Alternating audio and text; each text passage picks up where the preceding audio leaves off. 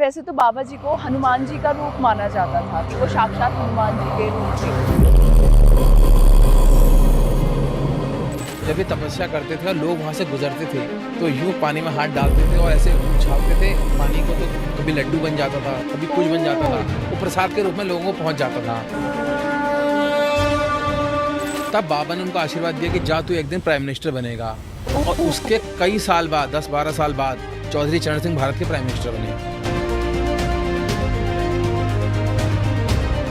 Steve jobs, जिनकी story I guess बहुत लोगों ने सुनी भी होगी, कि वो एप्पल कंपनी फाउंड करने से पहले कैची धाम आए थे, और जो उनका लोगो है एप्पल का, कहा जाता है कि वो भी नीम करोली बाबा जी ने उनको आइडिया दिया था। अब जब विराट कोहली और अनुष्का शर्मा आए तो उसके बाद लोगों को लगा कि यार अगर विराट कोहली इसके बाद धनाधन शतक मारने लग गया और सब कुछ बढ़िया होने लग गया तो हम भी शॉर्टकट से सब कुछ पालेंगे। आधे लोग तो इस चक्कर में आने लग गए। तो जो खाना बना रहा था वो बाबा के पास आया, उसने कहा महाराज जी अभी तो 2-3 बज रहे हैं और अभी तो शाम तक भंडारा चलेगा और घी खत्म हो गया है। बाबा ने कहा जा शिप्रा मैया के यहाँ से 2 बाल्टी पानी ले आ। उसको वो ढक्कन उसका खोला गया जो टिन था, तो वो पानी घी बन चुका था। भारत के पहले राष्ट्रपति राजेंद्र प्रसाद, अटल बिहारी वाजपेयी, इंदिरा गांधी, लाल बहादुर शास्त्री, शंकर दयाल शर्मा जो राष्ट्रपति थे, ये सारे के सारे बाबा के भक्त थे। ठीक है, बिरला का जो पूरा परिवार था वो बाबा का भक्त। तो ये सारे लोग जिनके पास नाम, इज्जत, दौलत, पैसा, प्राइम मिनिस्टर और सब IAS पीछे, सब वो क्या करने जा रहे हैं बाबा के पास। नमस्ते हमारे प्यारे दर्शकों, आपका बहुत स्वागत है आज के अद्भुत पॉडकास्ट में। आज हम आपको लेकर आए हैं बहुत ही खूबसूरत और पवित्र जगह कैची धाम, नीम करोली बाबा के चरणों में। यहाँ हमने नीम करोली बाबा के दर्शन किए, वो भी 2-2 बार। एंड आपको सच बताएं तो यहाँ की वाइब बहुत ही अलग और पॉजिटिव है। लगता है साक्षात हनुमान जी यहाँ पर विराजमान है। यहाँ हमें मौका मिला कैची धाम के मुख्य सेवक मनीष पांडे जी, जिनको हनुमान दास भी कहा जाता है, उनका पॉडकास्ट करने का। मनीष जी काफी सालों से मंदिर में सेवा कर रहे हैं और बाबा के बारे में शायद जितना मनीष जी जानते हैं उतना कोई और नहीं जानता होगा। तो चलिए इस रहस्य से भरे पॉडकास्ट को शुरू करते हैं और कमेंट्स में जरूर लिख दीजिएगा जय श्री राम। नमस्ते सर, कैसे हैं आप? बढ़िया, बहुत बहुत स्वागत है आपका हमारे आज पॉडकास्ट में। सर स्वागत तो हमारा भी आज यहाँ पे हो गया एक तरीके से, क्योंकि हमने तो मतलब बिल्कुल भी नहीं सोचा था कि हमें सौभाग्य मिलेगा कि हम कैची धाम आएंगे और आपके साथ बात करने का मौका मिलेगा। कल कैची धाम में बाबा के इतने प्यारे दर्शन हुए और हम तो इतने लकी थे कि आज सुबह भी हमारे बहुत प्यारे दर्शन हो गए। वैसे तो सर बाबा की कृपा है और कहीं ना कहीं सारी चीजें लिंक्ड होती हैं। जी कि चाहे माध्यम ये पॉडकास्ट बना, लेकिन आप लोग को उससे कई गुना बड़ा पुण्य मिल गया कि हम लोग तक जब कैची धाम जाते थे 2 दिन, कभी ऐसे लगातार अभी तक मेरी लाइफ में तो नहीं हुआ कि मैं 2 दिन डेली दर्शन किया हूँ। तो वही है, पुण्य है, कुछ कर्म है पिछले जन्म के। तो sir once again welcome to the show. जय श्री राम जी सर, क्योंकि हम ये पॉडकास्ट में हमारा मेन तो नीम करोली बाबा के बारे में ही हम जानना चाहते हैं और हम चाहते हैं कि हमारी जनता भी नीम करोली बाबा के बारे में और जाने, क्योंकि बहुत सारे लोगों को अभी भी बाबा के बारे में पता नहीं है। तो वही हमारा पर्पस रहेगा कि आज के पॉडकास्ट के थ्रू हम हमारे जितने भी लोग हमें देख पा रहे हैं उन तक भी ब्लेसिंग्स जाएं और वो भी बाबा के बारे में जाने। तो सर एक बात बताइए, वैसे तो बाबा जी को हनुमान जी का रूप माना जाता था कि वो साक्षात हनुमान जी के रूप थे, तो वैसे नीम करोली बाबा थे कौन और कहाँ से आए थे, पहले उनसे शुरू करते हैं। तो नीम करोली बाबा का जन्म सन 1900 में आगरा के पास एक गांव है अकबरपुर, फिरोजाबाद डिस्ट्रिक्ट में, वहाँ पर सन 1900 में हुआ। ठीक हो गया। तो उनके माता जी का नाम था कौशल्या देवी शर्मा और पिताजी का नाम था दुर्गा प्रसाद शर्मा। तो जैसे एक नॉर्मल सा बच्चा होता है वैसे उनका पालन पोषण शुरू हुआ, लेकिन विधाता को कुछ और ही मंजूर था। तो जब वो 8 साल के तो उनकी मदर की डेथ हो गई।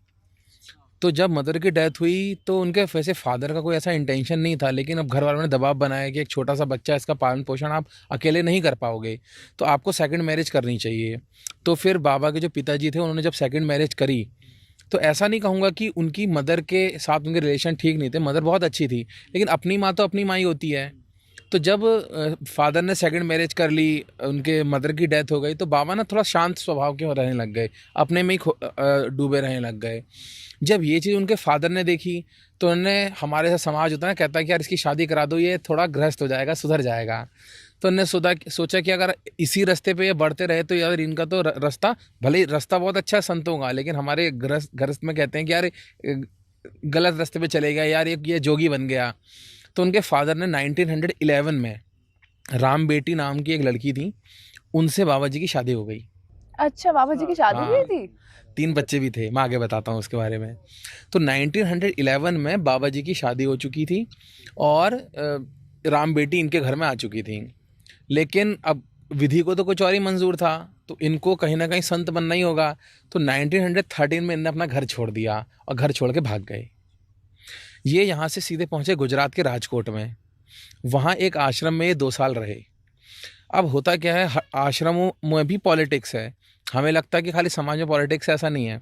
जब ये आश्रम में पहुँचे तो आश्रम में ये जो वहाँ के उस समय के महंत रहे होंगे, उनके चहेते बन गए। अब उनके चहेते बन गए थे, जो बाकी शिष्य थे उनके मन में सांप लौटने लग गया कि यार ये मतलब ये तो बहुत ज़्यादा इनका नाम हो रहा है। एक चीज़ बताना भूल गया कि इनका जो बचपन में नाम रखा माता पिता ने, वो रखा लक्ष्मी नारायण शर्मा। अच्छा, लक्ष्मी नारायण शर्मा। जब ये राजकोट पहुँचे तब नाम पड़ गया बाबा लक्ष्मण दास। अच्छा। तो वहाँ ये 2 साल रहे और जब इन्होंने पॉलिटिक्स देखी तो संत का सबसे अच्छा स्वभाव क्या होता है, प्रेमानंद जी भी कहते हैं कि उन्हें जहाँ भी कहीं भी करप्शन दिखता है या मनमुटाव दिखता है या ये पावर की लालसा दिखती है, वहाँ से वो सरक जाता है। तो ये 2 साल वहाँ रहने के बाद साइड हो गए। फिर ये पहुँचे बवनिया करके एक जगह है गुजरात के अंदर ही, वहाँ इन्होंने तालाब के अंदर खड़े होकर तपस्या करी। तो वहाँ इनका नाम पड़ गया तलैया बाबा। अब माता पिता ने नाम रखा था लक्ष्मी नारायण शर्मा।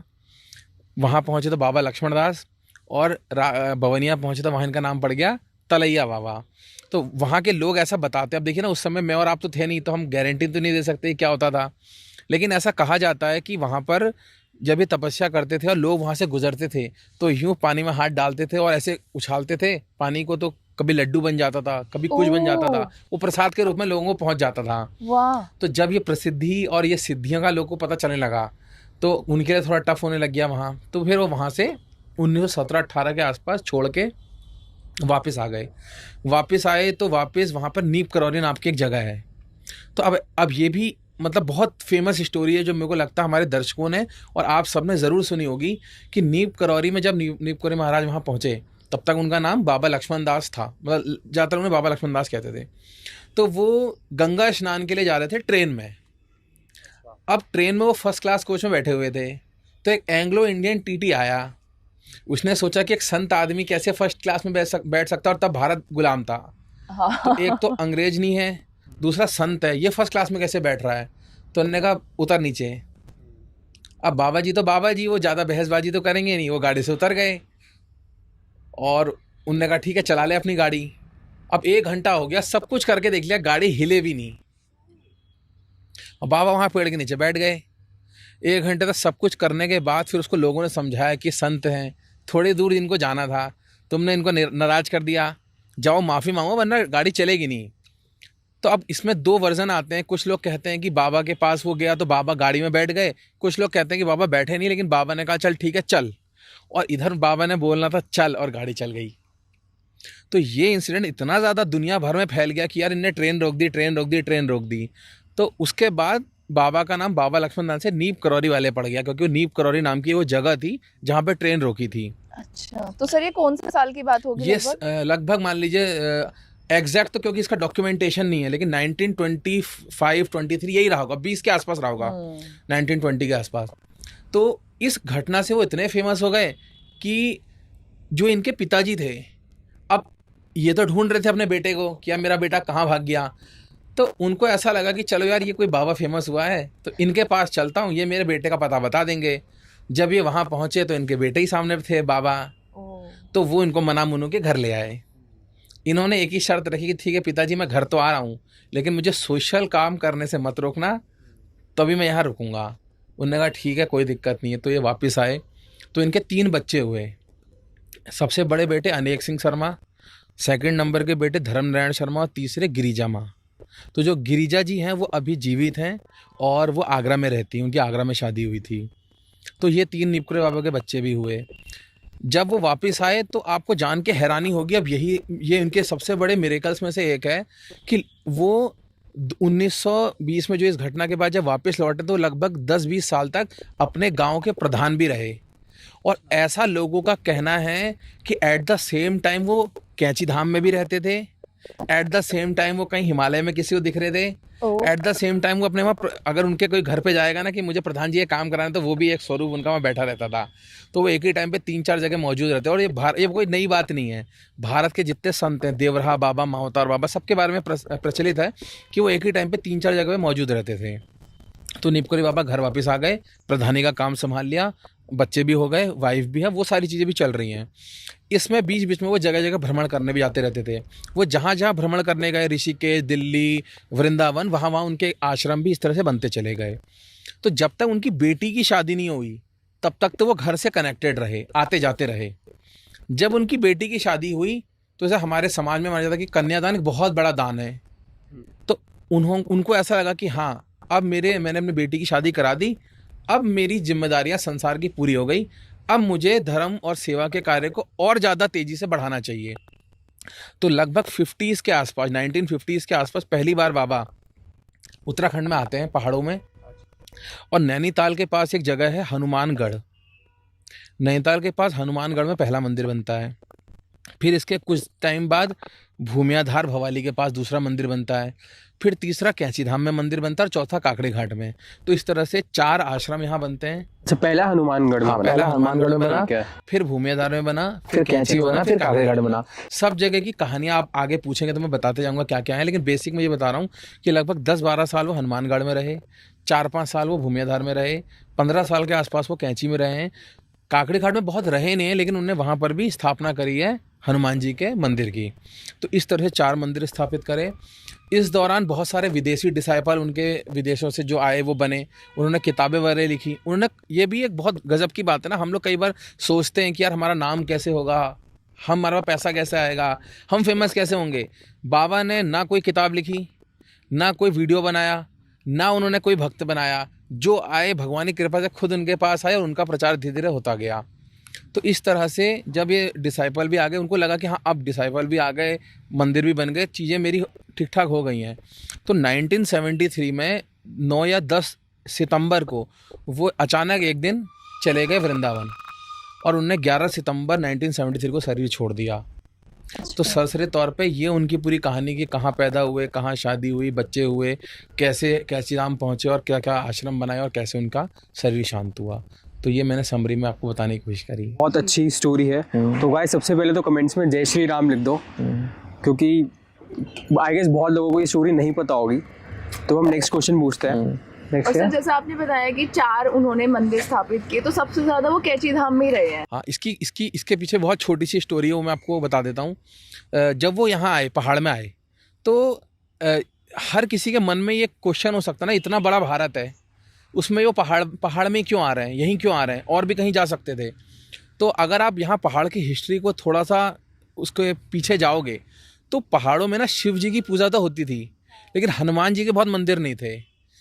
यहाँ पर आप हल्द्वानी से ही शुरू करेंगे, जहाँ हम शूट हो रहा है काड़ू धाम में, यहाँ से आगे जाएंगे आपको जगह जगह शिव जी के मंदिर दिखेंगे, जागेश्वर में, बागेश्वर में, उसके बाद अपना अलग अलग जगह मतलब आपको शिव जी के मंदिर दिखेंगे। लेकिन एक तो हनुमान जी के बाद मंदिर यहाँ नहीं थे।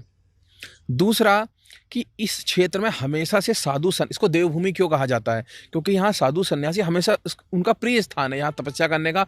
अगर एक गृहस्थ इंसान जो दिन रात अगर भोगों में भी लिप्त है, वो भी यहाँ पर आता है, उसका मन शांत हो जाता है। तो जितने भी संत थे वो यहाँ पर आया करते थे। तो चाहे सोमवारी बाबा हो, हेड़ा खान बाबा हो, महावतार बाबा हो, तो जिस समय नीपकोरी बाबा इधर आए तो उन सबका शरीर शांत हो गया था, उन्होंने शरीर छोड़ दिया था। तो यहाँ पर कोई ऐसा संत नहीं था जो कहीं ना कहीं भक्ति के प्रचार प्रसार में अपना योगदान निभाए या उसको अपलिफ्ट करे। तो एक तो हनुमान जी की भक्ति उतनी यहाँ पर नहीं हो रही थी, दूसरा कोई संत नहीं था। तो जब बाबा यहाँ पर आए तो उन्होंने सबसे पहले हनुमानगढ़ क्षेत्र में उन्होंने देखा कि यहाँ पर बहुत सारे जो इन्फेंट बेबीज़ होते हैं जिनको चिकन पॉक्स वगैरह हो जाता तो उनको दफनाया जाता था। तो बाबा बार बार ना यूं करके हनुमानगढ़ की तरफ देखते रहते थे पहाड़ में जब आते थे नैनीताल में। तो लोग पूछते थे यार बाबा क्या देख रहे हो, तो बाबा ऐसे बताते नहीं थे। तो जब उन्होंने वहाँ पर, ये भी बहुत मज़ेदार रोचक किस्सा है कि उन्होंने जब वहाँ पर मंदिर की स्थापना करवाई और भंडारा रखवाया तो कुछ नहीं तो कहते हैं 20-30 बच्चे आ गए भंडारा खाने, जबकि वहाँ बच्चे रहते ही नहीं थे कहीं भी आसपास। जो हनुमानगढ़ मंदिर की स्थापना करी नैनीताल के पास, तो वहाँ पर बच्चों को दफनाया जाता था हनुमानगढ़ क्षेत्र में। तो उन्होंने वहाँ पर एक मंदिर बनवाया। तो लोगों को क्यूरियोसिटी हुई कि यहाँ पर क्यों बनाया, तो उन मृत आत्माओं की शांति के लिए उन्होंने वो मंदिर बनवाया। और शांति कैसे मिली कि जिस दिन भंडारा रखा गया उस दिन अचानक से वहाँ 20-30 बच्चे आ गए, जबकि वहाँ कोई परिवार नहीं, जंगल सिर्फ। तो कहा गया कि ये बच्चे उन्हीं बच्चों की जो मृत हैं उनकी आत्माएं हैं और अभी प्रसाद पाके इनका मन शांत हो रहा है। तो इस कॉज से उन्होंने ये हनुमानगढ़ मंदिर बनाया। वहाँ 10-12 साल रहे, उसके बाद वो चले गए भूमियाधार। भूमियाधार बहुत शांत जगह है, मैं आपको कहूँगा अगले बार जब भी हो तो भूमियाधार जरूर जाना। उस जगह का ये महात्मा है कि बाबा जब वहाँ रहे तो वहीं पर एक झरने का स्रोत था, वहाँ से पानी पीते थे। और जब वो कैंची भी चले गए तब भी उनके लिए पानी 10-12 किलोमीटर दूर से ही आता था, जबकि देखिए वहाँ नदी बह रही है लेकिन वहाँ का पानी नहीं आप पी रहे हैं, वो उनके लिए भूमियाधार से पानी आ रहा है। तो ये भूमियाधार का मैंने आपको बताया। तो भूमियाधार कैंची धाम से पहले आता है, पहले भवाली में भूमियाधार आएगा, उसके बाद कैंची धाम आएगा। अच्छा, अब कैंची धाम की क्या कहानी है? कैंची धाम की कहानी इस तरह से है कि जब बाबा हनुमानगढ़ और भूमियाधार का आश्रम बन गया तो वो एक दिन ऐसी कैंची धाम की साइड आए, तो वहाँ वो बैठे हुए थे। तो वहाँ पर एक पूर्णानंद नाम का व्यक्ति था जिसका वहाँ परिवार रहता था, पूर्णानंद, जो उसके जस्ट बाहर होम स्टे की जो सारी है वो भी उन्हीं की, पूर्णानंद जी की है। तो उन्होंने ऐसी पूर्णानंद से पूछा, पूर्णानंद ये यहाँ पर सोमवारी बाबा तपस्या कहाँ करते थे? मेन वो जो जगह थी वो सोमवारी बाबा की थी जो कैंची धाम है। तो उस बाबा के पहले वहाँ पे सोमवारी बाबा तपस्या करते हैं। उन्होंने कहा महाराज वो सामने जो जंगल टाइप का दिखाई दे रहा है नदी पार करके, जहाँ आप लोग मंदिर में गए बाबा की मूर्ति जहाँ पर है, तो उन्होंने कहा कि वहाँ पर बाबा सोमवारी बाबा तपस्या करते थे। तो पूर्णानंद जी को लेके बाबा नदी पार करके पत्थर वत्थर में साइड वाइड करके वहाँ पहुँच जाते हैं। वहाँ जब झाड़ी साइड करते तो वहाँ पर एक छोटी सी गुफा नज़र आती है, उसमें धुनी नज़र आती है और चिमटा नज़र आता है, वो होता है सोमवारी बाबा का।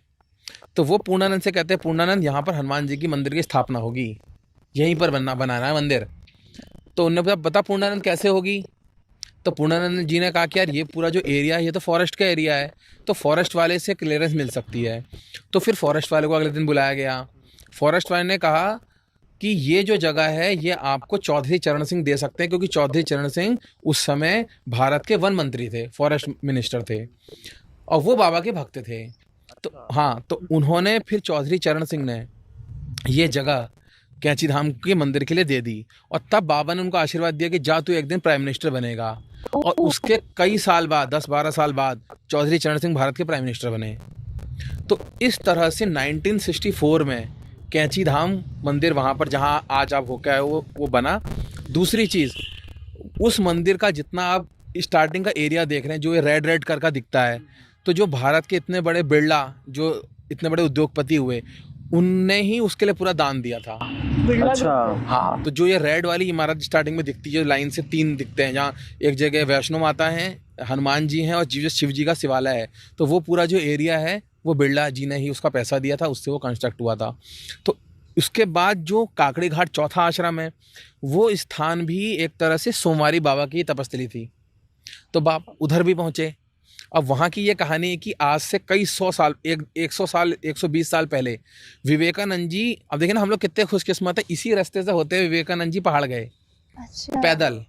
और एक रात उन्होंने काकड़ी घाट में रुककर ध्यान किया और उनको कुछ अनुभूतियाँ हुई। अब वो अनुभूतियाँ क्या हुई, इस पर तो लंबी बहस बात हो जाएगी, लेकिन मतलब ऐसी कुछ अनुभूति हुई कि ये विश्व में 2 कुछ नहीं है, डुअलिटी नहीं है, सब एक ही है। तो इस अनुभूति को उन्होंने अपनी किताब में लिखा कि काकड़ी घाट में मैं रात को गया, ध्यान किया और कुछ अलग ही एक्सपीरियंसेस हुए।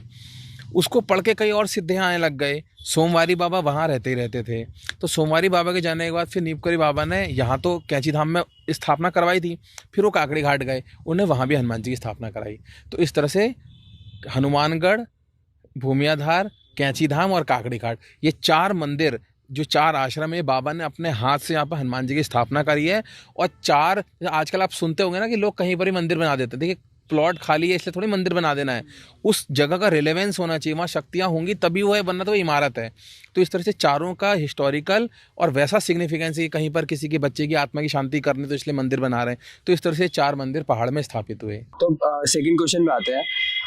कैंची धाम के चमत्कार तो बहुत लोगों ने सुने हैं, ठीक है, पर स्टीव जॉब्स जिनकी स्टोरी आई गेस बहुत लोगों ने सुनी भी होगी कि वो एप्पल कंपनी फाउंड करने से पहले कैंची धाम आए थे। और जो उनका लोगो है एप्पल का, कहा जाता है कि वो भी नीम करोली बाबा जी ने उनको आइडिया दिया था। तो वो क्या स्टोरी है? तो देखिए तरुण जी ना, मुझे ऐसा लगता है कि आजकल ये सोशल मीडिया है या ये जितना भी डिजिटल प्लेटफॉर्म्स आ रहे हैं, इसका एक फ़ायदा तो है कि इन्फॉर्मेशन जा रही है, लेकिन वो इन्फॉर्मेशन करेक्ट है नहीं है इसमें भी बहुत ज़्यादा डाउट रहता है। तो इसलिए हमें बिल्कुल उस इन्फॉर्मेशन को ही सत्य नहीं मानना है।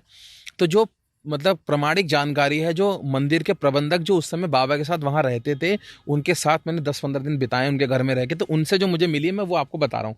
मैं तो उस समय था नहीं, तो मैं तो कंफर्म नहीं कह सकता कि कौन क्या मिला नहीं मिला।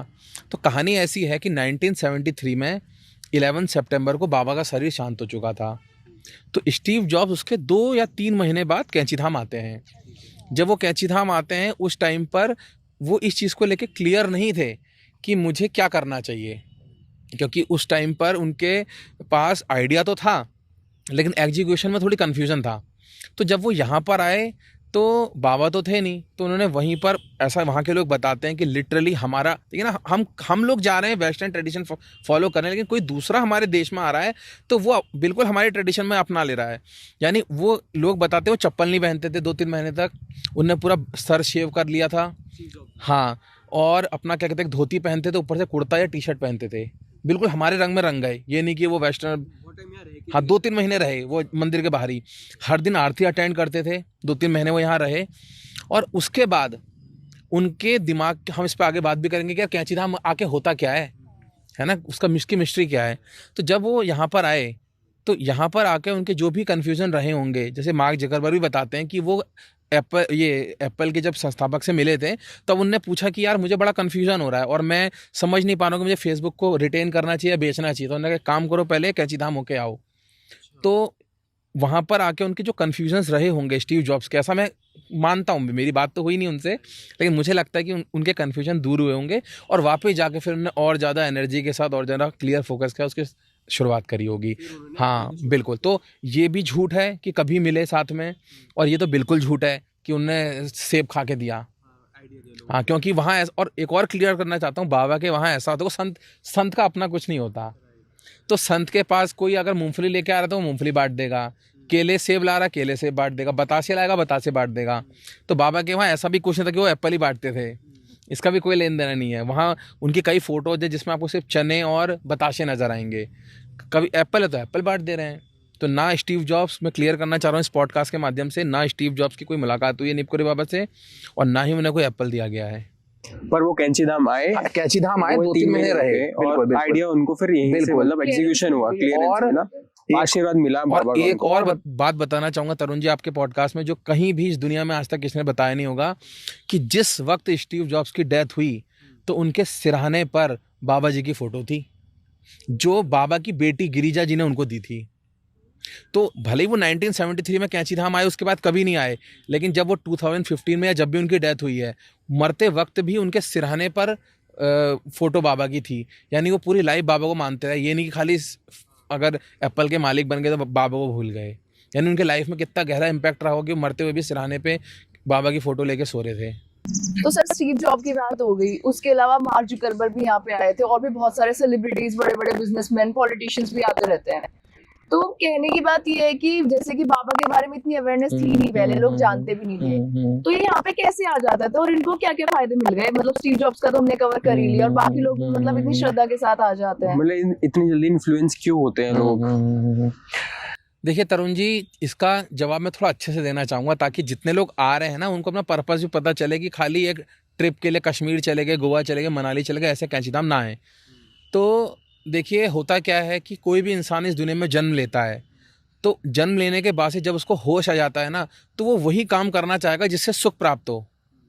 अल्टीमेट जो एम है किसी का भी, वो सुख प्राप्त करना है। कोई प्राइम मिनिस्टर बनना चाहता है तो इसलिए चाहता है क्योंकि उस पर सुख प्राप्त होगा। कोई कुछ भी कर रहा है, कोई 10 रुपए की चॉकलेट भी खरीद रहा है तो उसको अल्टीमेट पर्पस सुख प्राप्त करना है। लेकिन जैसे जैसे उसकी उम्र बढ़ते जाती है, जब उसकी स्कूलिंग कंप्लीट हो जाती है, नौकरी कंप्लीट हो जाती है, शादी कंप्लीट हो जाती है, जो भी कंप्लीट हो जाता है, तो उसको लगता है यार सुख तो कहीं है ही नहीं। उसको लगता है नौकरी कर लूँगा तब सुख मिलेगा, लेकिन उसको यहाँ भी टेंशन ही है। उसको लगता है शादी कर लूँगा तब सुख मिलेगा, यहाँ भी जिम्मेदारी का बोझ है, बच्चे हो जाएंगे उनका भी कलेश है, तो वो परेशानी है मतलब कहीं ना कहीं आदमी। तो ये शास्त्रों में लिखा है, आप कितना भी ठुकरा दो, हरि नाम के अलावा कहीं आपको सुख नहीं मिलेगा। तो जो चाहे वो स्टीव जॉब्स है, चाहे वो विराट कोहली है, चाहे वो अनुष्का है, चाहे वो रिंकू सिंह है, चाहे वो सुरेश रैना है, चाहे वो मार्क जुगरबर्ग है, चाहे वो जूलिया रॉबर्ट्स है, कोई भी XYZ, इन सबके पास आप नोट कर सकते हो, आप किसी का भी पॉडकास्ट उठा के देख लो, हर ऋतिक रोशन से लेके विक्की कौशल सब कह रहे हैं पैसा आ गया लेकिन सुख नहीं आया, नाम आ गया सुख नहीं आया, सब हो गया सुख नहीं आया। तो अब ये सभी लोग भटक रहे हैं सुख की तलाश में, और सुख भगवान का नाम है, पहली चीज़। तो एक तो ये चीज़ है। दूसरा क्या है कि जब भी इंसान अपनी लाइफ में आगे बढ़ना चाहता है तो उसको आगे बढ़ने से रोकता क्या है, उसका फोकस। अगर फोकस क्लियर है, आपको पता है ना कि मुझे 100% एनर्जी इसमें लगानी है, तो आप जीत जाओगे। लेकिन आप 50-50 हो तो आप कहीं के नहीं रहते। तो फर्स्टली लैक ऑफ फोकस और सुख नहीं है, इसके चक्कर में हर आदमी भटक रहा है। बहुत बड़ी बात बोली आपने, सुख का नाम भगवान है। हाँ, तो जब उसको सुख नहीं मिल रहा है, जब उसका फोकस क्लियर नहीं हो रहा है, तो वो 10 जगह गया। अब कैंची धाम में क्या सीन है कि जब आप कैंची धाम पहुँचते हैं, या उस समय भी जो लोग आए हुए थे बाबा के टाइम पर, उसके बाद भी, तो कैंची धाम अगर आप कल और आज गए तो आप एक चीज़ देखो, ठीक तब तो थोड़ा सा मतलब ये गाड़ियाँ बढ़ गई हैं, ट्रैफिक बढ़ गया, लेकिन उस टाइम पे बिल्कुल शांत होता था। तो जब आप वहाँ शांति से 2-4 घंटे बैठते हो, अपनी ब्रेथ पे फोकस करते हो, तो आपके जो इल्यूज़न होते हैं, जो कन्फ्यूज़न होते हैं, वो उस जगह पे कई लोगों ने तपस्या करी हुई है। अनेक संतों की वाइब्रेशन आज वो शरीर में तो नहीं है, लेकिन वो फ्रीक्वेंसी या वाइब्रेशन के तौर पे वहाँ पे वो सिद्ध संत आज भी रहते हैं, एनर्जीज वहाँ पर हैं। तो आपके अंदर जैसे जैसे जो इल्यूजन होंगे, कन्फ्यूजन होंगे, वो दूर होंगे, तो आपका मन शांत होना शुरू हो जाएगा। तो जब ये सारे के सारे वहाँ लोग आए, तो ऐसा नहीं हुआ कि बाबा ने रातों रात अकाउंट में पैसा भेज दिया, या विराट कोहली की जगह कवर ड्राइव बाबा खेल रहे थे। खेल विराट कोहली ही रहा था, या कोई काम जो बंदा होगा स्टीव जॉब, मार्क वही कर रहे थे, लेकिन उनके कन्फ्यूजन दूर हो गए और उनको एक कनेक्शन मिल गया कि हाँ यहाँ पर आए, भगवान राम का नाम लिया, हनुमान चालीसा पढ़ी, सुंदरकांड करा, कुछ भी नहीं किया, तो बाबा की फोटो के सामने 2 मिनट बाबा को देखते रहे। उससे मन शांत हो गया, मन शांत हो गया, दिमाग शांत हो गया। फिर जो एक्शन लिए तो उसका जो आउटपुट था वो कई गुना ज़्यादा आने लग गया। तो ये सारे लोग, आप, मैं या कोई भी इंसान वहाँ जाए, तो उसका लक्ष्य एक ही चीज़ होना चाहिए कि वहाँ जाके थोड़ा सा उस जगह के साथ कनेक्शन बनाएं, अपने अंदर झाँकें, अपने मन को थोड़ा शांत करें। उसके बाद अगर एक्शन लेंगे तो सारी चीज़ें मिल जाएंगी। अब ये बातें खाली मैं अपने मन से नहीं बोल रहा हूँ। जो लोग वहाँ गए हैं, जिन लोगों ने वहाँ पर अपना समय बिताया हुआ है, चाहे वो स्टीव जॉब्स हो, मार्क जुगरबर्ग हो, जो रामदास मैंने बताया जिनकी किताब पढ़ के स्टीव जॉब्स गए थे, उन सब के एक्सपीरियंसेस हैं कि वहाँ आने पर कन्फ्यूजन दूर होते हैं और आपको दुनियादारी 24 घंटे आपके दिमाग में चलती रहती है प्लानिंग, वो वहाँ पर थोड़ी शांत होती है। तो ये कैंची धाम जाके होता है। सर, जब विराट कोहली आए यहाँ पे, अनुष्का आए, उसके बाद से लोगों में सोशल मीडिया के थ्रू ज्यादा इन्फ्लुएंस आ गया कि हमें भी जाना चाहिए, हमें भी जाना चाहिए। तो जिस साल पे वो यहाँ पे उन्होंने विजिट किया था, क्या आप उस साल पे मंदिर पे थे? बताता हूँ। ये सबसे अच्छा क्वेश्चन इस पॉडकास्ट का है, क्योंकि इसको लोगों को समझना चाहिए ना कि यार विराट कोहली चले गया तो हम जा रहे हैं, तो उससे उसका क्या होगा। तो पहला आपके क्वेश्चन का जवाब तो ये है कि जब विराट कोहली आए 2021 के एंड में आए थे वो, तो जब विराट कोहली कैंची धाम में आए, तब कैंची धाम में बिल्कुल भीड़ नहीं होती थी। मुश्किल से दिन के 50-100 लोग आते थे। उन 50 से 100 लोगों को मैनेज करने के लिए ऑलरेडी जो स्टाफ वहाँ रखा गया था वो पर्याप्त था। तो मैं भी एज अ डिवोटी ही वहाँ विजिट करता था, हर हफ्ते भी जाता था, कभी 6 महीने में जाता था। लेकिन जब वहाँ पर विराट कोहली आए, तो अब इस चीज़ को भी मैं आपके पॉडकास्ट के माध्यम से समझाना चाहूँगा कि हम भारतीयों में, मैंने बाहर के देश में तो मैं गया नहीं हूँ, भारतीयों में एक चीज़ क्या है ना, वो भगवान को इसलिए भी प्रसन्न करना चाहते हैं क्योंकि वो शॉर्टकट चाहते हैं। उनको चप्पल नहीं खींचनी। तो अब जब विराट कोहली और अनुष्का शर्मा आए यहाँ पर, तो उसके बाद लोगों को लगा कि यार अगर विराट कोहली इसके बाद धनाधन शतक मारने लग गया और सब कुछ बढ़िया होने लग गया, तो हम भी शॉर्टकट से सब कुछ पालेंगे। तो आधे लोग तो इस चक्कर में आने लग गए। दूसरा क्या हुआ कि वैसे भी नैनीताल में क्राउड आता ही आता था, लेकिन हुआ क्या कि जब कंटेंट क्रिएटर वहाँ पर पहुँचे, तो आप अब इसको भी मैं बाबा की कृपा ही मानता हूँ, क्योंकि बाबा ने 1973 से पहले ही कह दिया था कि एक दिन आएगा 50 साल बाद जिस दिन कैंची में चींटी की तरह लोग रेंगेंगे। ये उन्होंने प्रेडिक्शन 50 साल पहले कर दिया था कि ऐसा होगा ही होगा। माध्यम विराट कोहली बन गए। तो जब विराट कोहली के जाने के बाद लोग आए और उन्होंने रील्स डालनी शुरू करी, तो अब ये मेरे साथ तो हुआ, पता नहीं आप लोग का क्या सीन था, कि मैं फेसबुक खोलूँ, व्हाट्सएप खोलूँ, टीवी जहाँ चलाऊँ वहाँ कैंची धाम कैंची धाम कैंची धाम, वहाँ से रिलेटेड रील्स, वहाँ बाबा की फ़ोटो, ये सब जगह नज़र आने लग गई। तो बहुत ज़्यादा वहाँ भीड़ आने लग गई। ठीक है, चलिए इसका पॉजिटिव एस्पेक्ट मैं इस तरह से मानता हूँ कि बहुत लोग परेशान हैं। आप किसी की ज़िंदगी उठा लीजिए, रिक्शे वाला भी परेशान है, जो अरबपति है वो परेशान है, परेशानियों के कारण अलग होंगे, वो पैसे के चक्कर में परेशान है बेचारा। वहाँ ये हो सकता है कि यार पैसा तो है लेकिन बच्चे विदेश रह रहे हैं, वहाँ वो अकेले रह रहे हैं, माँ बाप बूढ़े, और 10 तरह की चीज़ें हैं। तो ये तो पॉजिटिव है कि ठीक है परेशानी है, और परेशानी का दूर करने का कारण एक तरह से मतलब कैंची धाम बन रहा है, पॉजिटिव एस्पेक्ट है। लेकिन इससे कई नेगेटिव चीज़ें भी वहाँ शुरू हो गई। पहली चीज़ कि देखिए एक प्लेस है, वो प्लेस आध्यात्मिक जगह है, आप वहाँ पर जाते हो, वहाँ पर जाके भगवान का नाम लेते हो, पूजा पाठ करते हो, वहाँ तक तो ठीक है। लेकिन अगर आपके अंदर भक्ति भाव कुछ नहीं और आप सोच रहे हो कि यार जैसे कैंची धाम के पास नैनीताल है तो वहाँ भी हो आते हैं, अब वहाँ भी अगर आप हो आने के भाव से आओगे तो वहाँ की आप पवित्रता का ख्याल नहीं रखोगे। तो ऐसी भी वीडियोज़ वहाँ पे सर्कुलेट आपको सोशल मीडिया में मिल जाएंगे कि लोग वहाँ जा रहे थे तो नीचे नदी बह रही थी, वहीं बैठ के शराब पी रहे हैं, उसी में मछली पका रहे हैं, उसी में कचरा भी डाल दे रहे हैं, बोतलें वहीं छोड़। मैं भी परसों गया, मैंने वीडियो बनाई थी, मंदिर के ठीक सामने बोतल पड़ी हुई थी ब्लैक लेवल की। तो अब तो इस तरह की चीज़ें वहाँ होने लग गई। तो कहीं ना कहीं ये इस चीज़ से नुकसान किसका होगा? नुकसान हमारा ही होगा। कल को वहाँ पर देखिए केदारनाथ की तरह, जोशीमठ की तरह लैंडस्लाइड होंगे, बाढ़ आएगी, भूकंप आएंगे, तो एक इतनी अच्छी जगह जहाँ पे जाके आदमी मेडिटेशन कर सकता है, वो चीज़ कहीं ना कहीं दब जाएगी। तो ये कुछ इस तरह की चीज़ें रहीं कि जब भीड़ बढ़ी, लोग आने शुरू हो गए। लेकिन लोग आए, मैं इस वीडियो के माध्यम से ज़रूर कहूँगा कि लोगों को तो आना चाहिए, लेकिन आएँ तो एटलीस्ट ये ज़रूर ध्यान दें कि कहीं हम वहाँ जाके वहाँ की नेचर को और वहाँ के मंदिर के पीस को, वहाँ की व्यवस्थाओं को डिस्टर्ब तो नहीं कर रहे हैं। तो ये ध्यान देना चाहिए। हमारा क्वेश्चन अनआंसर्ड रह गया कि आप थे जब विराट कोहली हाँ, आए थे? अच्छा, अब वो उसमें बता देता हूँ। तो अब सीन क्या हुआ कि जब विराट कोहली जब तक आए तब तक मंदिर में दिन में 50 लोग आते थे, और उस मंदिर के सारे व्यवस्था के लिए ऑलरेडी सैलरी बेसिस पे लोग रखे हुए थे। लेकिन जब ये भीड़ आई इंस्टाग्राम वाली, यूट्यूब वाली, तो उनको संभालना बहुत कठिन हो गया। एक भक्त जाएगा ना, भक्त को आप कुछ कहोगे भक्त सुन लेगा, क्योंकि भक्त भगवान से डरता है। ये अपने जो लोग यूथ पहुंचा उसको अगर कह दो तो वो उल्टा गाली बक दे रहे थे, या मतलब वो चीज़ें नहीं हो, बहुत क्लैश हो रहा था। तब फिर जो पब्लिक से, जो हम लोग नॉर्मल लोग थे जो रेगुलर वहाँ सेवा करने जाते थे, तो मंदिर प्रशासन के ही लोगों ने, जो मंदिर में काफ़ी पिछले 40-50 साल से जुड़े हुए थे, उन्होंने मुझे या मेरे साथ के कई लोग थे, उनको मौका दिया कि हम सेवा कर सकें। तो जिस समय विराट कोहली आए या बाकी लोग आए, तब मैं एज अ भक्त तो वहाँ जाता था, लेकिन मंदिर के सेवक के तौर पर हर महीने सेवा करने का मौका मुझे तभी मिला जब भीड़ आई, यानी विराट कोहली के आने के 2-4 महीने के बाद। और अभी तक भी ऐसा है कि हाँ, मैं महीने में एक बार तो कैंची धाम जाता हूँ, लेकिन अब थोड़ी सी फॉलोइंग ज़्यादा हो गई तब मैं उस तरह सेवा नहीं कर पाता हूँ, लेकिन विजिट में रेगुलर मंदिर करता रहता हूँ।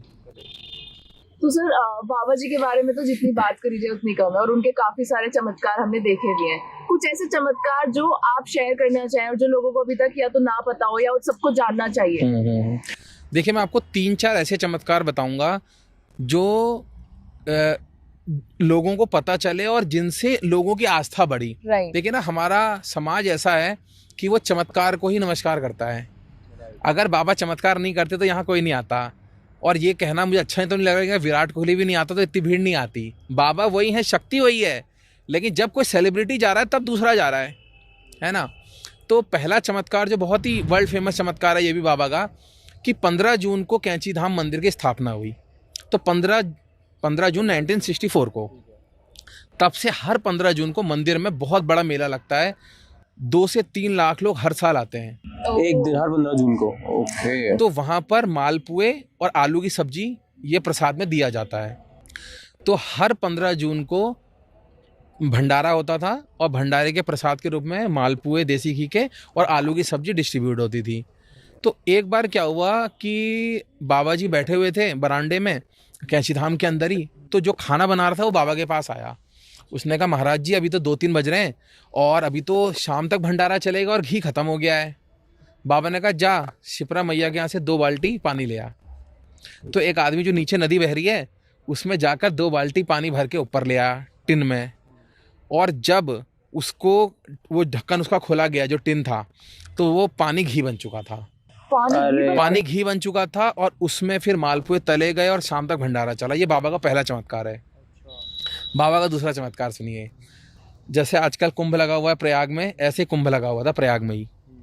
तो बाबा का हमेशा से फोकस इस पे था। अभी हम आगे जब मैसेज से बात करेंगे कि बाबा ने कभी नहीं कहा कि तुम ये व्रत रखो, वो व्रत रखो, ये यज्ञ करो, जनेऊ पहनो, टीका लगाओ, कुछ नहीं कहा उन्होंने, लेकिन कहा कि राम जी का नाम लो, सेवा करो। तो जहाँ भी बाबा जाते थे तो वहीं पर भंडारा शुरू हो जाता था। ऐसे तरुण जी इंसिडेंट हैं कि लोग अगर आपके घर में आए और बाबा के साथ 15 लोग आए हैं, तो लोगों के पास अगर किसी के पास पैसा नहीं है 20-25 लोग को खिलाने, तो उसने अपने गिरवी तक जेवर रखे हुए हैं कि यार बाबा आए और 25 लोग का खाना करना है। तो इस तरह के भक्त भी हुआ करते थे। तो जब प्रयागराज में बाबा पहुंचे तो वहाँ पर उन्होंने अन्य क्षेत्र शुरू कर दिया कि 24 घंटे अब जितने दिन कुंभ है वो भंडारा चलेगा। तो ऐसे एक दिन चाय के लिए दूध खत्म हो गया, तो बाबा ने कहा जाओ गंगा मैया से पानी भर के ले आओ। वो पानी भर के लाए, वो दूध हो गया। एक तीसरा किस्सा जो मेरे को भी कुछ टाइम पहले ही पता चला कि बाबा के एक ड्राइवर थे हबीबुल्ला, वृंदावन के थे वो, ठीक है। तो वो बाबा के साथ आगे कैंची धाम। तो बाबा ने एक दिन रात को, वो नए नए आए हुए थे, तो उनसे कहा कि यार अल्मोड़ा चलना है। अब कैंची धाम से अल्मोड़ा लगभग होगा 40-50 किलोमीटर, और शाम के वक्त वो रात के वक्त निकले वहाँ पर। कैंची धाम से निकले अल्मोड़ा के लिए, तो रास्ते में पेट्रोल ख़त्म हो गया। अब वो नया नया था हबीबुल्ला, उनने कहा इनने यार पेट्रोल भी नहीं भराया, कहीं रास्ते में पेट्रोल पंप भी नहीं है, बाघ तेंदुआ लेपर्ड का अलग खतरा है, आज तो ज़िंदगी बर्बाद हो गई, आज तो नहीं बचूंगा, तो अगर बच गया तो ये नौकरी छोड़ दूंगा, बाबा के साथ नहीं रहूंगा। अच्छा, ऐसा सोच। क्योंकि वो ड्राइवर था ना, वो भक्त नहीं था बाबा का। हाँ। तो अब वो सोच रहा, हम रात बाबा से उसने पूछा बाबा फिर कहाँ लगाएं, तंबू वंबू कहाँ स्टे करें, गाड़ी तो बंद हो गई। उनने काम कर, वो सामने झरना बह रहा है तो 2 गैलन झरने का पानी भर दे गाड़ी में। उनने क्या बात कर रहे हो, गाड़ी खराब हो जाएगी। उन्होंने कहा जैसा कह रहा हूँ वैसा कर। और यू वोंट बिलीव कि उन्होंने 2 गैलन पानी गाड़ी में भरा और गाड़ी चली, अल्मोड़ा गई, वापस कैंची धाम आई और कहीं कोई दिक्कत नहीं। तो उनके एक तो इस तरह के बहुत ज़्यादा किस्से प्रचलित हैं कि पानी से दूध बना दिया, पानी को घी बना दिया, पानी को पेट्रोल बना दिया।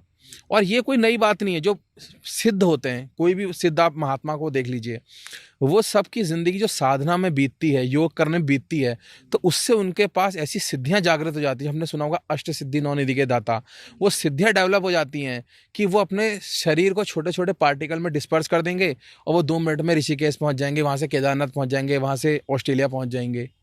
या वो प्रकृति से, देखो दूध भी किस चीज़ से बना हुआ है, पंच महाभूत से 5 चीज़ों से बना हुआ है, हमारा शरीर भी 5 चीज़ से बना हुआ है।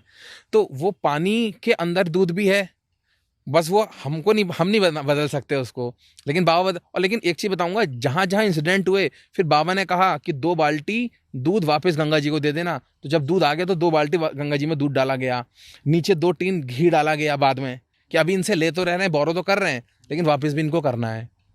तो 2-3 किस्से तो ये हैं। एक मैंने आपको ट्रेन वाला सुना दिया था, एक और बहुत ही शानदार किस्सा, 2 किस्से और बताता हूँ जो बिल्कुल ही मेरे को लगता नहीं कि आज तक किसी पॉडकास्ट में किसने सुनाए होंगे।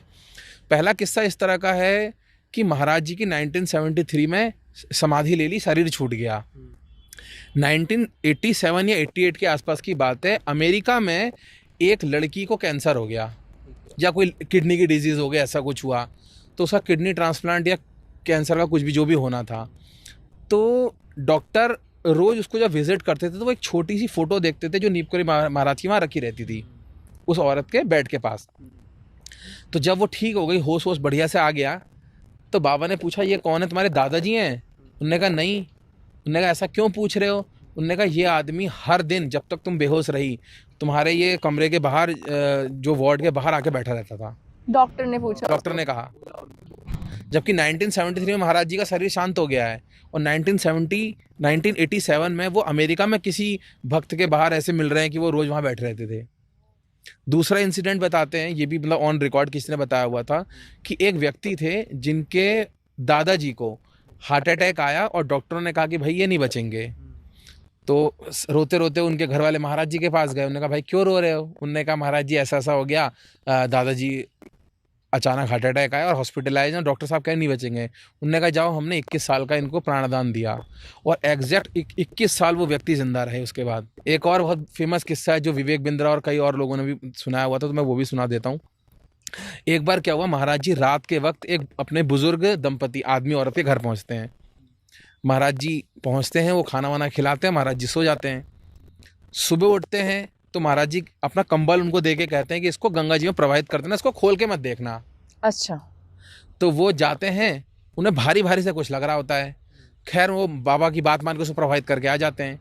इसके 6 महीने बाद उनका बेटा आता है और 6 महीने बाद बेटा जब आता है तो कहते हैं यार बेटा तू 6 महीने तक आया नहीं। उनने कहा अरे वहाँ जंग वंग छिड़ गई थी और मेरे को टाइम नहीं मिल पाया तो उन्होंने कहा अच्छा। तो उन्होंने कहा लेकिन एक बड़ा चमत्कार हुआ मेरे साथ। उन्होंने कहा क्या चमत्कार हुआ? उन्होंने कहा कि 6 महीने पहले ऐसी ऐसी रात थी और रात को बॉर्डर पे फायरिंग शुरू हो गई और मेरे आसपास से गोलियां जा रही, लेकिन मुझे गोली नहीं लग रही। ऐसा लग रहा है किसी ने मेरे को कंबल से कवर्ड कर दिया और मैं बुलेट प्रूफ कंबल ओढ़ के खड़ा हूँ, मेरे को गोली नहीं लग रही। यानी इसका अर्थ ये निकाला जाता है कि वो सारी गोलियां महाराज जी अपने ऊपर ले रहे थे और वो गोलियों को ही कलेक्ट करके वो लोहे की गोलियों से वो कंबल भारी हो गया था, जिसको उन्होंने गंगा जी में प्रवाहित करने को कह दिया। तो ये तो कुछ ऐसे इंसिडेंट हैं जो कहीं ना कहीं पब्लिक डोमेन में है। इसके अलावा हजारों लोगों के, अब देखिए ना, लाखों लोग पहले भी आए। 2-3 इंसिडेंट और बता देता हूँ। हम सभी को एक आदत है कि हम लोग वेस्टर्न से बहुत ज़्यादा प्रभावित हैं। जैसे आपने भी सवाल किया, या कोई भी जनरल आदमी कहता हो, क्या कहता है कि स्टीव जॉब्स आए, मार्क ज़करबर्ग आए। लेकिन इस पॉडकास्ट के माध्यम से मैं पहली बार, ये भी शायद बहुत ज़्यादा पब्लिक डोमेन में बात नहीं है, कि भारत के पहले राष्ट्रपति राजेंद्र प्रसाद, अटल बिहारी वाजपेयी, इंदिरा गांधी, लाल बहादुर शास्त्री, शंकर दयाल शर्मा जो राष्ट्रपति थे, ये सारे के सारे बाबा के भक्त थे। ठीक है। बिरला का जो पूरा परिवार था वो बाबा का भक्त। तो ये सारे लोग जिनके पास नाम, इज्जत, दौलत, पैसा, प्राइम मिनिस्टर और सब IAS पीछे, सब वो क्या करने जा रहे हैं बाबा के पास? यानी उनके लाइफ में भी कितने अलग अलग इंसिडेंट रहे होंगे और तभी आदमी वहाँ गया था। तो बाबा जी कभी भी चमत्कार दिखाने के खिलाफ थे, अनटिल अनलेस बहुत ज़रूरी किसी की तबीयत गड़बड़ा जाए। एक और किस्सा मैं अभी इसमें बताता हूँ। एक बार क्या हुआ, एक आदमी था, उसको मीठा खाने का बहुत शौक था और डॉक्टर ने कहा कि तुम मीठा खाओगे तुम मर जाओगे। उसने बाबा जी से कहा, बाबा जी मुझे मीठा खाने का बहुत शौक है। उन्होंने कहा ठीक है, जा तू मीठा खा।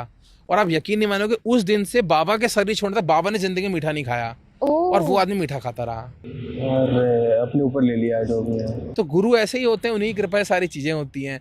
और देखिए ना, मैं कंपेयर नहीं करना चाहूँगा, लेकिन आज इतना ज़्यादा अनकंडीशनल लव या इतना ज़्यादा लोगों में दीवानगी क्यों हो रही है बाबा के लिए? तो कुछ तो है ना उनमें बात, कि जो खुद मीठा छोड़ दे रहे हैं और अपने भक्त कह रहे हैं तो मीठा खा। लोगों के साथ हो रहे हैं चमत्कार, तभी लोग जा रहे हैं। कुछ तो बात है सर, तभी तो हम भी ये पॉडकास्ट बिल्कुल कवर करके कोशिश कर रहे हैं कि बाबा की जो बातें हैं लोगों तक पहुंच जाएं और लोग बहुत कुछ सीखें। हमने भी एक चमत्कार देखा खुद, कि जो मंदिर के पास जो नदी है, जो मंदिर के साइड से जा रही है, वो उल्टी बह रही है, मतलब वो पहाड़ों की तरफ बह रही है। तो इसका क्या राज है? तरुण जी, यही हमें समझना पड़ेगा। देखिए ना, जो भक्ति होती है, भक्ति, देखो, भक्ति में बुद्धि को शामिल करना बहुत कठिन है। सरेंडर तो कंप्लीट होना चाहिए, लेकिन अब कहीं कहीं पे हमें ज्योग्राफी और बहुत सारी चीज़ों को भी ध्यान रखना है। जो इंडिया की ज़्यादातर रिवर्स हैं वो उत्तर से दक्षिण की ओर बहती हैं। ये जो नदी है, शिप्रा नदी, इसको भारत में शायद 3 या 4 ही नदी जो उत्तर वाहिनी है, जो दक्षिण से, साउथ से उत्तर की ओर बहती हैं। ठीक हो गया पहली चीज़। अब इसके पीछे का रीज़न क्या है कि वो जो वहाँ की जोग्राफिकल कंडीशंस हैं, जो वो वैली है पूरी कैंची धाम वैली, वहाँ इस तरह की ढलान और रेंच बना हुआ है कि जिसके चक्कर में वो थोड़ा सा जो एरिया है वहाँ पर ही सिर्फ वो नदी उस तरह से बह रही है।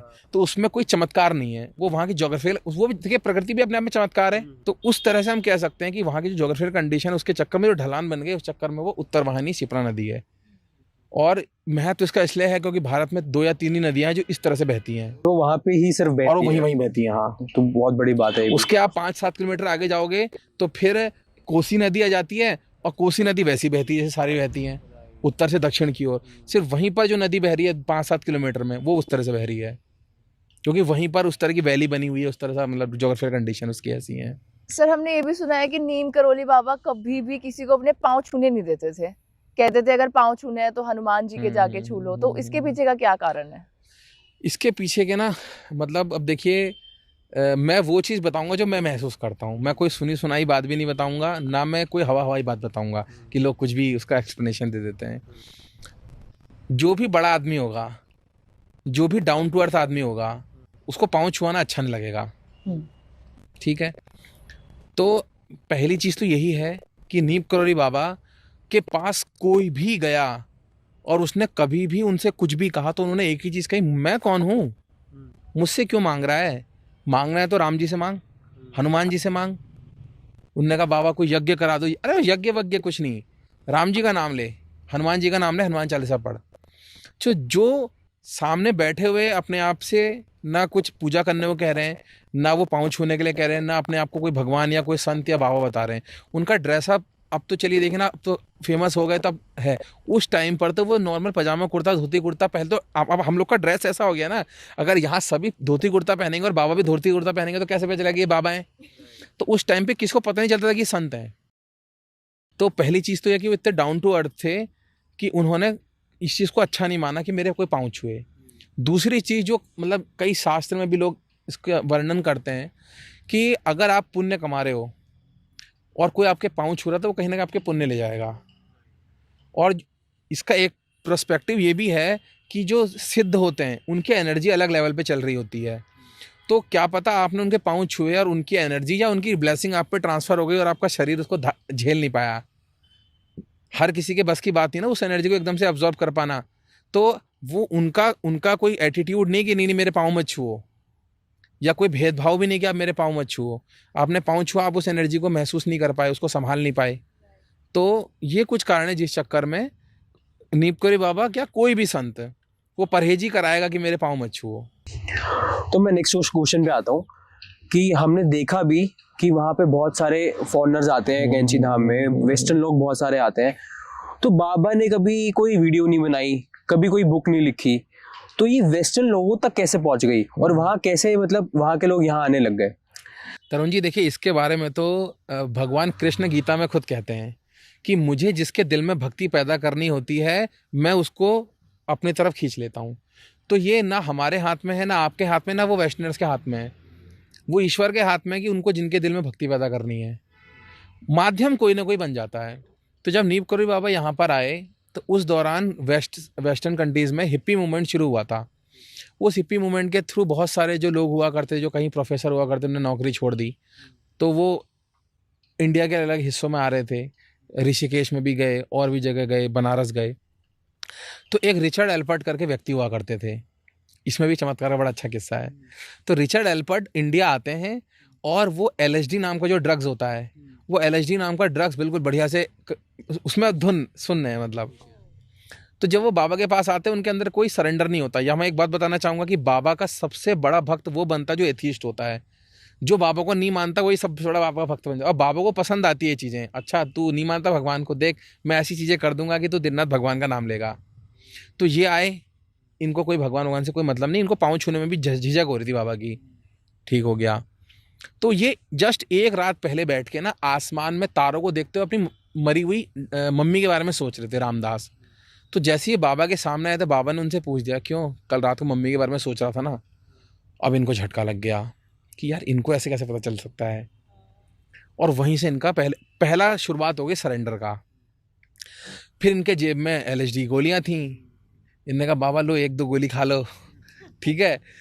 उनने कहा लाभ नहीं। बाबा ने पूछा ये क्या है जेब में? उनने कहा गोलियां हैं। उनने कहा ला दिखा। उनने कहा 1-2 गोली खाना, ज़्यादा मत खाना। उनने 10-12 गोली खा दी। बाबा ने वो परेशान हो गए कि ये तो मर जाएंगे फिर अब। और बाबा शांत, ऐसी कुछ नहीं। लेकिन फिर भी उनको डाउट था। उनको लगा कहीं यार मैं कहीं किसी भ्रम में तो नहीं था कि मैंने ना देखा हूँ बाबा ने ऐसे तो फेंक दिया हूँ। वो फिर उसके कुछ टाइम और उन्होंने कहा नहीं बाबा से, बाबा चल गया। बाबा ने कुछ टाइम बाद उनसे फिर गोली मांगी और यूं उठा के ऐसे करके उन्होंने कहा देख खा रहा हूँ अंदर, ऐसे खा गए। कुछ नहीं हुआ। इन कुछ घटनाओं के बाद उनका 100% सरेंडर हो गया कि यार ये साधारण मानव तो नहीं है। फिर वहाँ पर और लोगों के साथ भी घटनाएं होने लग गई जो वहाँ आया करते थे। जब ये सारी घटनाएं हुई तो उन्होंने रामदास ने एक एक को पेन डाउन करना शुरू कर दिया और ये सारी घटनाओं को उन्होंने मिरेकल ऑफ लव नाम की किताब में लिख दिया। उसके बाद बाबा, अब देखो बाबा कितनी गजब की चीज़ है, बाबा ने ना इन लोग को वापस भी भेजा कि अब तुम्हारा यहाँ कैंची में काम हो गया है, अब तुम वापस जाओ। तो 1-2 साल के बाद इनको वापस भेजा। ये वापस गए। बाबा चाहते नहीं थे कि कोई भी मेरी ज़्यादा प्रशंसा और प्रशंसा करे। इनने कहा ठीक है मैं आपका नाम तो लिखूंगा, लेकिन महाराज जी, ये महाराज जी वर्ड कैसे आया? इनने कहा तू किताब में ये नहीं लिख सकता कि नीपकोरी महाराज के बारे में किताब है या उनके भक्तों के साथ ऐसा हुआ वैसा हुआ। तो उनने कहा तू कहानी सुना देना लेकिन मेरा नाम नहीं आना चाहिए। तो उनने कहा ये भी बड़ी कठिन बात हो गई कि मैं कैसे कहानी सुनाऊं। और बाबा तो थोड़ा हिंदी वाला वर्ड है। तो उनने सुना यार कि गाँव की औरतें इनको महाराज जी कहती थी। इनने कहा ठीक हो गया, पूरी कहानी तो आपकी होगी लेकिन आपका नीपकोरी बाबा नहीं लिखा होगा। तो वो मिरेकल ऑफ में जहाँ भी लिखा हुआ महाराज जी महाराज जी महाराज जी करके है। तो वो जब किताब लिखी तो वो किताब वेस्ट में स्टीव जॉब्स ने पढ़ी, बहुत सारे और लोगों ने पढ़ी, और वो फिर धीरे धीरे करके इंडिया आने लग गए। और ये जो कृष्णा दास हैं, ये जो कृष्णा दास भी जो बाबा के भजन गाते हैं, ये भी रामदास के साथ मंदिर में रहते थे। फिर इन्होंने पूरी दुनिया में घूम घूम के बाबा के भजन सुनाने शुरू करे।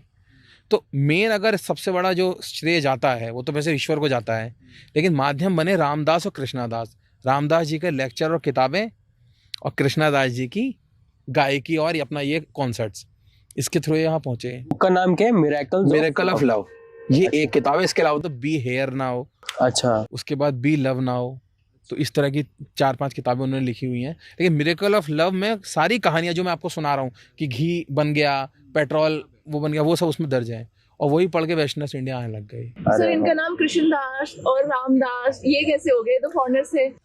ये भी अच्छा सवाल है। ये लोग जब आए तो अंग्रेज़ों के साथ एक अच्छी चीज़ बहुत क्या है ना, इसको मैं अपने और भी जो मेरे पॉडकास्ट हुए हैं उसमें मैं बोल चुका हूँ कि हम भारतीय, अब देखिए कितनी गजब की बात है, हम भारतीय जब भगवान के पास जाते हैं तो हम उनसे कहते हैं बाबा नंबर अच्छे आ जाएं, इसके साथ शादी हो जाए, बच्चे हो जाएं, नौकरी अच्छी लग जाए, प्रॉपर्टी हो जाए, प्राइम मिनिस्टर बन जाऊं, ये चल रहा होता है। ठीक, वेस्टर्नर जब आते हैं तो वो कहते हैं सत्य मिल जाए, सुकून मिल जाए, शांति मिल जाए, आत्मा परमात्मा का मिलन हो जाए। शायद कोई विदेश से आएगा कि बाबा शादी हो जाए या नौकरी लग जाए, इसके लिए कोई नहीं आता। अब एक साक्षात जिनको हनुमान जी का अवतार कह रहे हो, भगवान है एक तरह से मान लो बहुत लोगों के लिए, तो भगवान के पास जाके भक्ति ना मांग के आप ये संसार की चीज़ें मांग रहे हैं, तो फिर उसका तो मतलब देखिए, ठीक है लोगों के कष्ट हैं, वो उनके वही चीज़ें पूरी नहीं हो पा रही, वो कहाँ से भगवान की बात करेंगे? गरीब लोग, पहले रोटी मिले तभी तो फिर बाकी बात होती है। तो जब ही यहाँ पर आए तो उन्होंने पूरी तरह से बाबा को आत्मसात कर लिया। एक मज़ेदार बात है कि बाबा ने किसी को नहीं कहा कि तुम क्रिश्चियन हो तो तुम जीसस को छोड़ के हनुमान चालीसा पढ़ो। बाबा के वहाँ जितने ये भक्त आ रहे थे ईसाई थे ना, लेकिन बाबा इनका धर्म परिवर्तन नहीं करवा रहे थे, और इनके लिए कोई ऐसा नियम नहीं था कि तुम धोती पहनो, तुम तिलक लगाओ, तुम कंठी माला पहनो, पहनना है ठीक है, नहीं तो तुम्हारी मर्जी। तो जब इनका बहुत अच्छा तालमेल बाबा के साथ हो गया 1-2 साल रहते हुए, तो कहीं ना कहीं ये लोग देखते थे बाबा राम राम राम जाप कर रहे हैं, तो ये भी देखा देखी में राम राम जाप करने लग गए, ये भी हनुमान चालीसा पढ़। बाबा ने कहा नहीं, मतलब आप यकीन नहीं मानेंगे, कैंची धाम मंदिर में कभी भी ये आरती पूजा पाठ इस तरह की चीज़ें बाबा बहुत इन्वॉल्व नहीं होते थे। एक आदमी होता था वो पूजा पाठ करता था, बाबा साइड में बैठ के फर्स्ट क्लास बातचीत कर रहे हैं। वहाँ कोई भी जाता था बाबा ये पूछते और फिर कैसा चल रहा काम धंधा, और मम्मी कैसी हैं, घर में सब कैसा चल रहा है। बाबा ये नहीं पूछ रहे कि तू पूजा पाठ कर रहा नहीं कर रहा है, एक ग्रैंडफादर की तरह वो ट्रीट करते थे सबको। तो क्योंकि अब उनके नाम इंग्लिश के थे, अब होता ना यार, हम लोग के नाम तो कुछ भी होते हैं लेकिन घर वाले हमें कुछ अलग नाम से पुकारते हैं, और जो दुनिया का नाम है आधार कार्ड पे नाम है वो अलग होता है। तो ठीक है, बाबा ने वहाँ जितने वेस्टर्नर्स थे, किसी का नाम रामदास, किसी का कृष्णा दास, किसी का प्रेम दास, किसी का भगवान दास रख दिया, औरतों में किसी का पार्वती रख दिया, किसी का सीता रख दिया, इस तरह से औरतों के नाम भी अलग अलग वहाँ रख दिए। तो ये नाम का फंडा इस तरह से है कि थोड़ा एक अफेक्शन बढ़ता है, और जिस इंसान को पुकार रहे हैं, क्योंकि देखिए नाम की महिमा है। कलयुग में कहते हैं कुछ मत करो, नाम जप करो।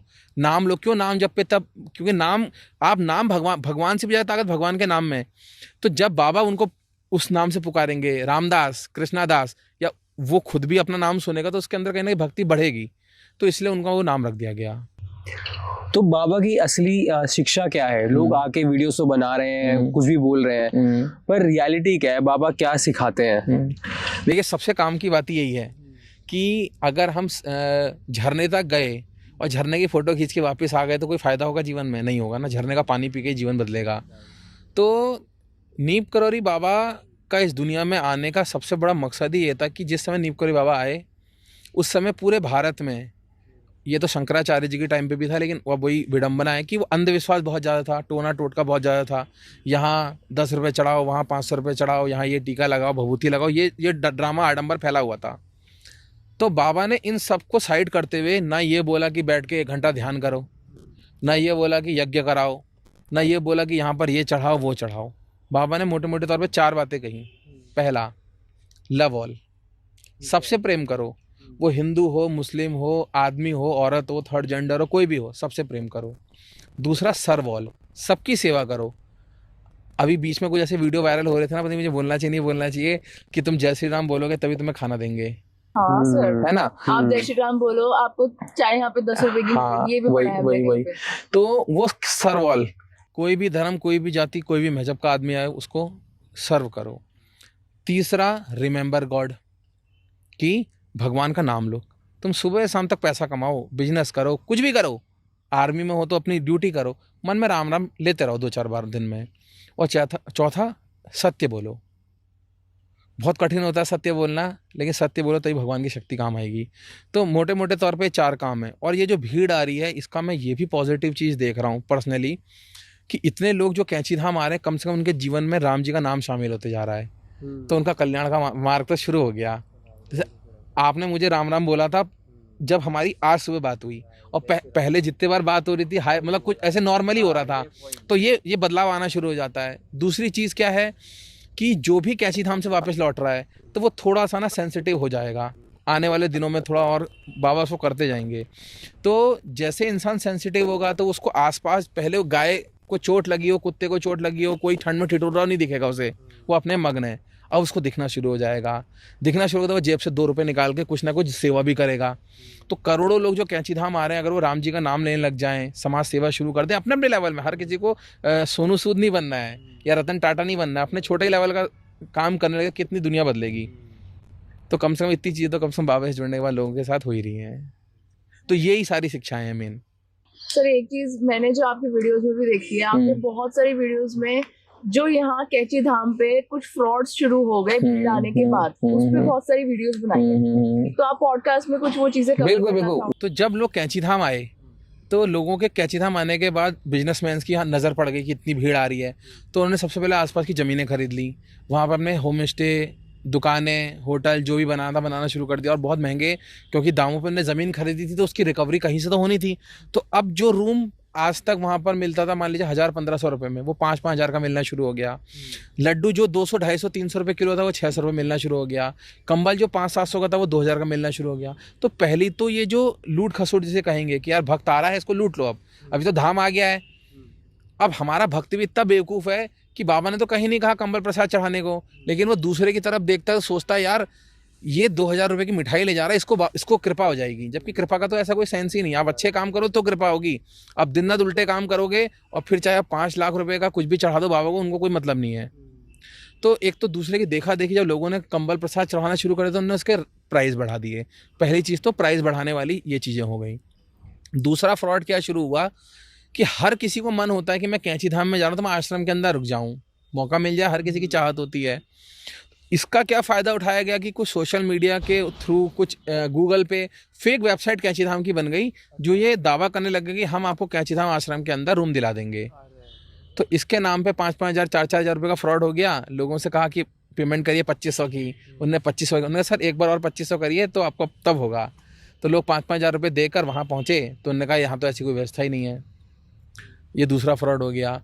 तीसरा फ्रॉड क्या होने लग गया कि इतने सारे लोग सोशल मीडिया पे बाबा के नाम पे कि हम जी मेरठ में मंदिर बना रहे हैं, हम गाज़ियाबाद में मंदिर बना रहे हैं, हम बनारस में मंदिर बना रहे हैं, हम मथुरा में मंदिर बना रहे हैं, हमें डोनेशन दो, और कहीं कोई मंदिर नहीं बन रहा है, वो पैसा खा लिया जा रहा है।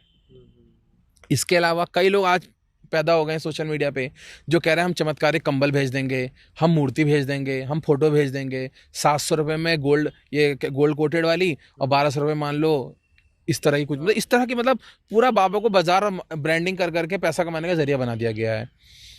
इसके अलावा जैसे बाबा सेवा कार्य कराते थे, तो ऐसे कई पेज बन गए हैं, ग्रुप्स बन गए हैं जो आपसे कहेंगे कि आपको कैंची धाम में भंडारा करवाना है, ये QR कोड इसमें पैसे डाल दीजिए।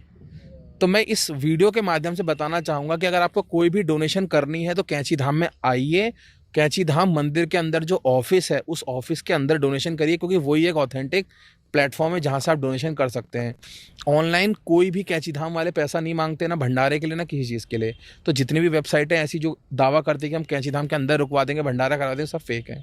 तो इससे एक और क्वेश्चन मेरे दिमाग में आया कि अगर कोई कैंची धाम आ रहा है तो आप उनको क्या रेकमेंड करना चाहोगे, क्या दिमाग में चीज़ें रखें और वो कैंची धाम आए और अच्छे से दर्शन हो जाए उनके?